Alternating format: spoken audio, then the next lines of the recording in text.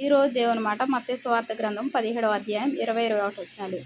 అందుకు ఆయన, మీ అల్ప విశ్వాసం చేతనే మీకు ఆవగింజంత విశ్వాసం ఉండిన యెడల ఈ కొండను చూచి ఇక్కడి నుండి అక్కడికి పొమ్మనగానే అది పోవును. మీకు అసాధ్యమైనది ఏదీ నుండదని నిశ్చయంగా మీతో చెప్పుచున్నానని వారితో అనెను. అసాధ్యమైనది ఏది ఉండదు. ఎప్పుడు అసాధ్యం కాదు.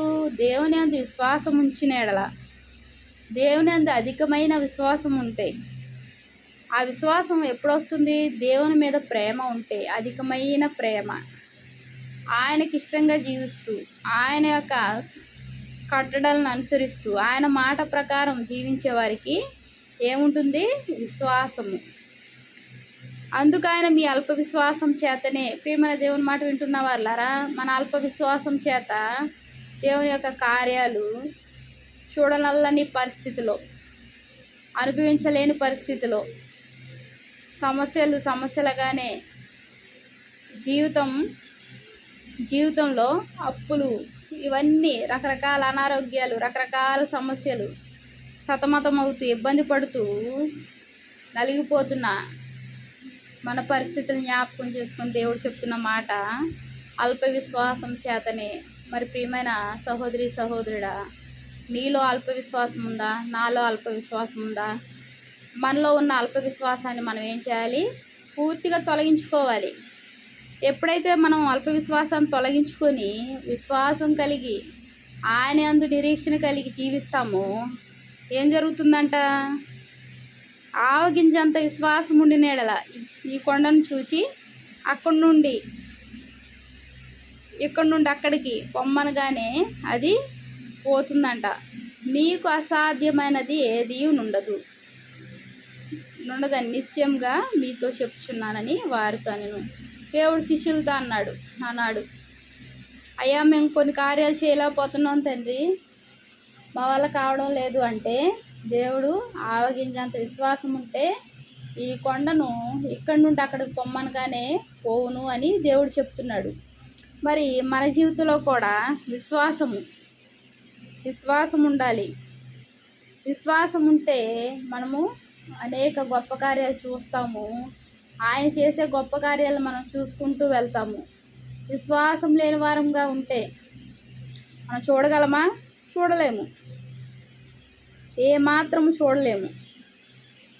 మరి విశ్వాసం కలిగి మనము ఆయన యందు ఆశగా ఎదురు చూస్తే, ఆశ గల వారికి ఏం దొరుకుతుంది? కృప దొరుకుతుంది. ఆయన మీద ఆశ పెట్టుకున్న వారికి కృప దొరుకును అని బైబిల్ గ్రంథంలో వ్రాసి ఉంది.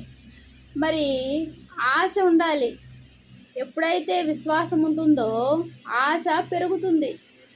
ఎవరైనా ఏదైనా ఇస్తారో అంటే మనం ఆశగా ఎదురు చూస్తాం. వారు ఇచ్చేది ఇవ్వంది తర్వాత సంగతి, కానీ మనము వారు ఇస్తామన్న రోజు గడిచిపోయినప్పటికీ మనం ఇంకా చూస్తాము, ఈ రోజు కథ రేపిస్తారు అని. మరి మన దృశ్యమైన మనుషుల వైపు ఆశగా ఎదురు చూస్తున్నామే, అదృశ్యమైన దేవుడు మన జీవితంలో ఎన్నో కార్యాలు చేస్తూ నడిపిస్తున్నాడు. మరి ఆయన వైపు ఆశగా ఎందుకు చూడలేకపోతున్నాము? ఒకసారి మనం ప్రశ్నించుకోవాలి. ప్రియమైన దేవుని మాట వింటున్న వాళ్ళారా, మనం ఆయన వైపు ఆశగా ఎదురు చూస్తూ విశ్వాసంతో నిరీక్షణ కలిగి ఆయన వైపే గురి పెట్టుకుంటే మన జీవితంలో అసాధ్యమైనది ఏది ఉండదు. ప్రతి సమస్య తొలగిపోతుంది. ప్రతి ఆటంకము తొలగిపోతుంది. ప్రతి జరగబోయేది ఏ సమస్య కూడా మన దరిదాపులు ఉండదు. ఆ సమస్యలు కూడా మనకు కనబడవు. ఎందుకంటే మనము దేవుని యొక్క ప్రేమలో పెనవేసుకుని ఉంటే, ఆయన ప్రేమకు బద్దులమై ఉండి, ఆయన ప్రేమతో, ఆయన ప్రేమించే దేవుడు, ఆయన ప్రేమ గల హస్తాలను మనం వదలకుండా పట్టుకుంటే దేవుడు మన జీవితంలో గొప్ప కార్యాలు చేస్తాడు. మనం ఏది ప్రార్థించినా మనకు అది సఫలమవుతుంది. ఆయన అనుగ్రహిస్తాడు, తప్పకుండా ఇస్తాడు. కాకపోతే ఏముండాలి? ఇక్కడ విశ్వాసం ఉండాలి. విశ్వాసం ఏ సమయంలోనైనా తగ్గుతుందేమో, మనం దాన్ని పెంచుకోవాలి కానీ తగ్గించుకోకూడదు. విశ్వాసం తగ్గించుకుంటే సమస్యలుగానే ఉంటాయి. మరి దేవుని యందు విశ్వాసము అధికమైతే ఏమవుతుంది? అసాధ్యమైనది ఏది ఉండదు. అన్నీ దేవుడు అనుగ్రహిస్తూ ఉంటాడు.